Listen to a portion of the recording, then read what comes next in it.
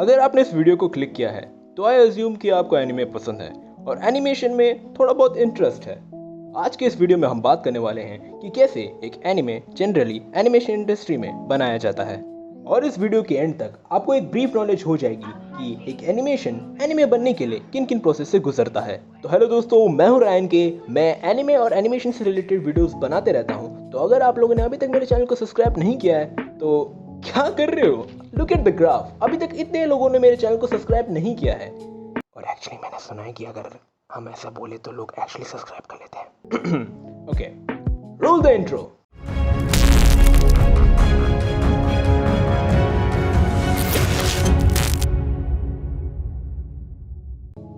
एक अच्छे एनिमे बनाने के लिए हमें दो चीजों की जरूरत होती है, एक अच्छी स्टोरी और एक कमाल की animation. I mean think about it, जब भी आप अपने फ्रेंड को अपना फेवरेट एनिमे रिकमेंड करते हो, या तो आप उसकी अमेजिंग एनिमेशन की बात करते हो या तो उसकी कमाल की स्टोरी की।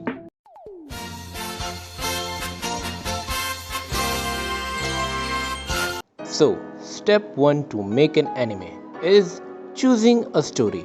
Usually, एक एनिमे एक मांगा का एनिमेटेड एडेप्टेशन होता है, जैसे कि ड्रैगन बॉल, वन पीस, माई हीरो एकेडेमिया, जुजुत्सु काइसेन और भी कई सारे एनिमे हैं जो एक मांगा के एनिमेटेड एडेप्टेशन होते हैं। पर हर एक एनिमे मांगा पे बेस्ड नहीं होता है। कुछ एनिमे ऐसे भी होते हैं जो नॉवल पे बेस्ड होते हैं, जैसे कि Legends of Galactic Heroes, Grave of Fireflies. After choosing a story, animation studio character design पे काम करना शुरू कर देते हैं और कुछ नेसेसरी चेंजेस करते हैं जो मांगा टू एनिमे ट्रांजिशन के लिए ज़रूरी है। इसके बाद स्टार्ट होता है प्री प्रोडक्शन स्टेज, जहाँ पे मांगा की स्टोरी को फिर एक बार लिखा जाता है एपिसोड फॉर्मेट में, ताकि वो एनिमे को सूट करे। फॉर एग्जाम्पल, ड्रैगन बॉल जी के फर्स्ट सीजन सेन सागा मांगा में 47 चैप्टर्स पड़ा था, पर एनिमे में इस आर्क को कंप्लीट करने के लिए 35 एपिसोड्स लगे, फिलर्स इंक्लूडेड। सो एनिमे की स्टोरी को लिखते वक्त काफ़ी सारे स्टोरी एलिमेंट्स ऐड और रिमूव किए जा सकते हैं। Next step is story board. Usually एक एनिमे सीरीज के डायरेक्टर रिस्पॉन्सिबल होते हैं सारे स्टोरी बोर्ड्स के लिए, पर अगर कोई लॉन्ग रनिंग एनिमे है जैसे कि Dragon Ball Super, One Piece, वहाँ स्टोरी बोर्ड का काम अलग अलग स्टोरी बोर्डर्स को दे दिया जाता है। आइडियली स्टोरी बोर्ड को एनिमेशन प्रोडक्शन के पहले खत्म हो जाना चाहिए, पर नॉर्मली ऐसा हो नहीं पाता। स्टोरी बोर्ड्स जब कंप्लीट हो जाते हैं, उन्हें की एनिमेटर्स को दे दिया जाता है जो उस इमेज को लाइफ देते हैं, जो है हमारा नेक्स्ट स्टेप, की एनिमेशन।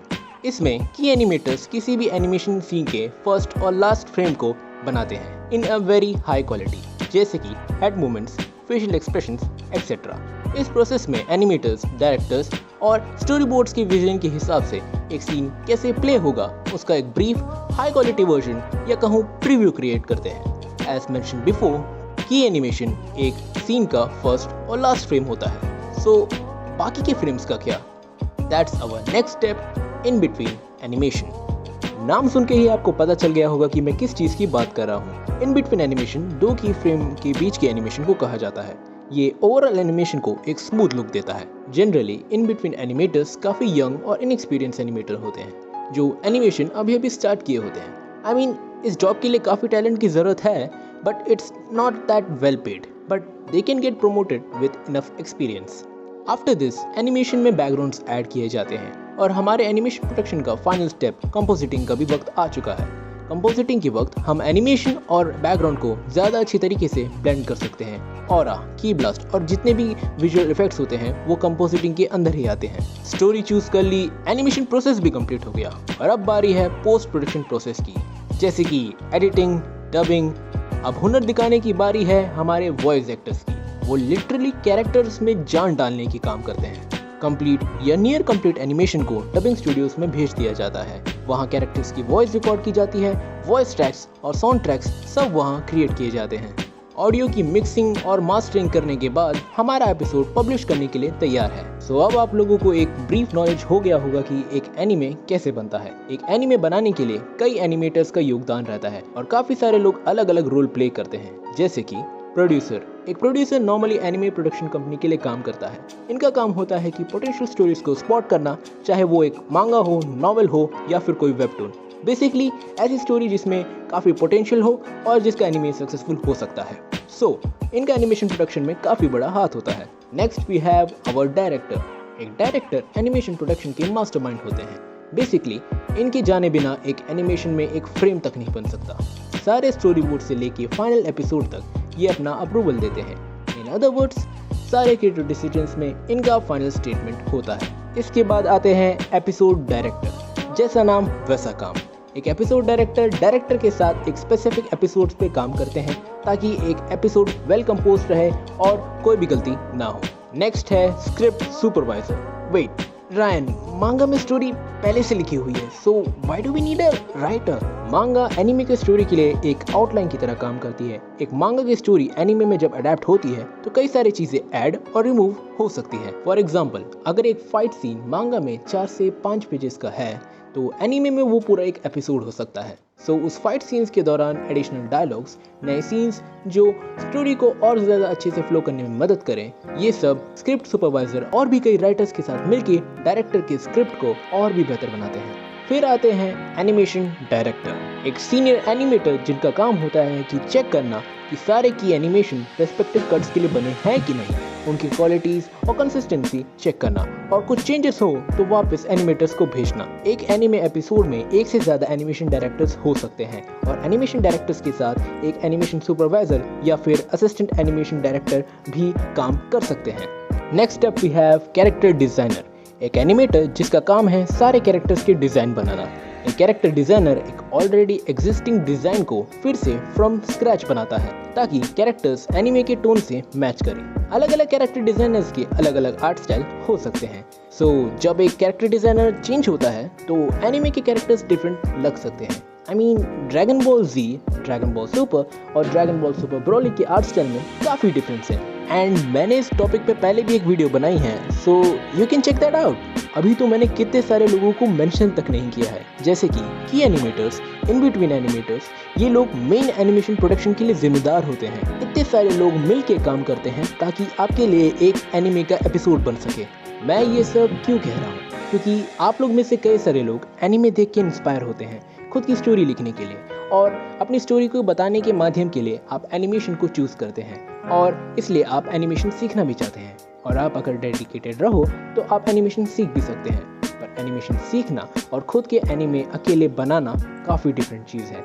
एक एनिमे बनाने के लिए काफ़ी लोगों की मेहनत होती है, बट अकेले वो सब करना जो एक पूरा एनिमेशन स्टूडियो करता है लगभग नामुमकिन है। मैं ये नहीं कह रहा हूँ कि खुद का एनिमे बनाना इम्पॉसिबल है, बट आसान तो बिल्कुल नहीं है। मैं और क्रिएटिव लड़का वही करने की कोशिश कर रहे हैं एंड ट्रस्ट मी, रास्ता बिल्कुल आसान नहीं है। इसलिए अब मैं आप लोगों को बताऊंगा कि हम अपने फैन एनिमेशन कैसे बनाते हैं। और हम बात करने वाले हैं क्रिएटिव लड़का की लास्ट एनिमेशन गोजिटा वर्सेस वेजिटो के बारे में। गोजिटा वर्सेस वेजिटो क्रिएटिव लड़का और सेन गाय के द्वारा एनिमेट की गई एक फैन एनिमेशन है। इसकी स्टोरी और कंसेप्ट सेन गाय ने सोचा था और एनिमेशन प्रोडक्शन स्टार्ट होने के कुछ वक्त बाद I was appointed as story boarder for this animation.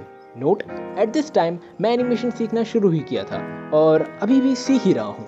So traditionally story boards कुछ इस प्रकार दिखते हैं, but because I was new to this, मैंने स्टोरी बोर्ड कुछ इस तरह किया था। इट्स लाइक वेरी रफ की animation. So now I am gonna sort of break down my story board for you guys, ताकि आप लोगों को थोड़ा आइडिया हो जाए कि मैं एक फाइट सीन को स्टोरी बोर्ड करते समय क्या सोचता हूँ। So let's start. सो सबसे पहले चीज़ जो मैं करता हूँ एक फाइट सीन को स्टोरी बोर्ड करते समय वो है एक स्टैब्लिशिंग शॉट, एक ऐसा सीन जिससे लोगों को पता चल जाए कि आपके कैरेक्टर्स फाइट शुरू होने के पहले कहाँ हैं। सो हियर गोजिटा जमीन पे है और वेजिटो आसमान में। क्योंकि ये पूरे एनिमेशन का क्लाइमैक्स था, we wanted this to be epic and Dragon Ball is known for its amazing beam clashes during its fight scenes. So हमने डिसाइड किया कि एक synchronised Kamehameha beam struggle finale के लिए बिल्कुल परफेक्ट होगा, जहाँ पे वेजिटो और गोजिटा दोनों कामेहामेहा का इस्तेमाल करेंगे। Fun fact, initially Gogeta super Saiyan blue evolution का इस्तेमाल नहीं करने वाला था, बट एनिमेशन प्रोसेस के वक्त क्रिएटिव लड़का और मैंने डिसाइड किया it will be really good if he did. So here is my story board and the final product.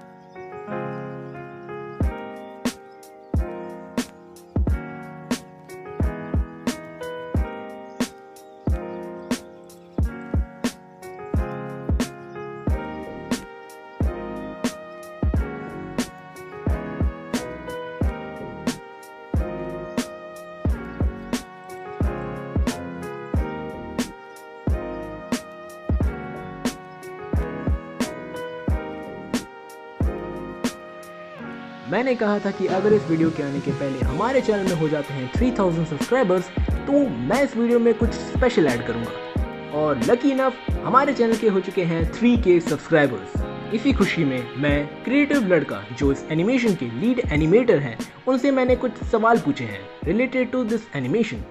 So now I am giving control to creative लड़का और मैं जा रहा हूँ माइनक्राफ्ट खेलने।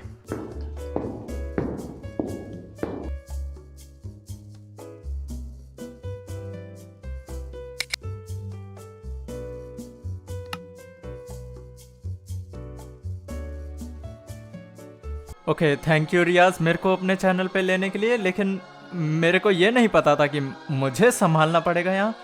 Are you okay with that?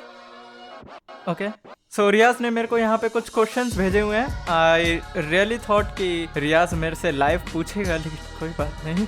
Okay, पहला question है, was it difficult to work with an animator who uses his mobile as his primary device? To be honest, बहुत ज़्यादा मुश्किल। मैं थोड़ा मुश्किल भी नहीं कहूँगा कि सिंपैथी मिले, बहुत ज़्यादा मुश्किल था। क्योंकि पहली बार मैं पूरा पीसी पे काम करता हूँ और वो पूरा फ़ोन पे काम करता है, तो फ्लिपा क्लिप और एनिमेट सीसी में इतना बड़ा डिफरेंस है। जैसे फ्लिपा क्लिप में स्टोरी बोर्ड भी बनता है, तो क्योंकि अब हमें ये भी ध्यान देना है कि स्टोरी बोर्ड का जो GIF बनेगा एंड में, या फिर क्योंकि वीडियो तो इंपोर्ट होती नहीं है उसमें एनिमेट सीसी में, तो GIF जो बनेगा वो ज़्यादा साइज़ का भी ना हो और पूरा भी आ जाए। कभी कभी होता था 10-10, 20-20 सेकंड के स्टोरी बोर्ड होते थे और वो 27-28 MB के बन सकते हैं अगर हम 1080 पे उसे रेंडर करें। तो मेरे को 480 में मिलते थे वो, and then I would have to put it in animate and then frame by frame उन सबको मेरे को स्केल करना पड़ता था 1080 पे एंड देन मैं उसे आगे यूज़ करता था। लेकिन उसमें मज़ा भी बहुत था क्योंकि एक चैलेंज टाइप मिलता है आपको कि आप अपने आप को कहाँ तक पुश कर सकते हो। तो फ़ोन से एक पीसी पे ट्रांजिशन करना एक बहुत बड़ी अचीवमेंट है। और अब क्योंकि रियाज पे पीसी आ गया है तो अब मैं चैन से कह सकता हूँ I would never work with a guy who uses his phone as a primary device for animation. Next question is, what are the changes you made in animation and story as the production went through? So मैंने animation में जो changes किए as we went through the process वो थे कि पहली बात, सबसे बड़ी चीज़, हमारे पास कोई भी स्पॉन्सर नहीं था। मिडवे में मेरे को स्पॉन्सर मिला है।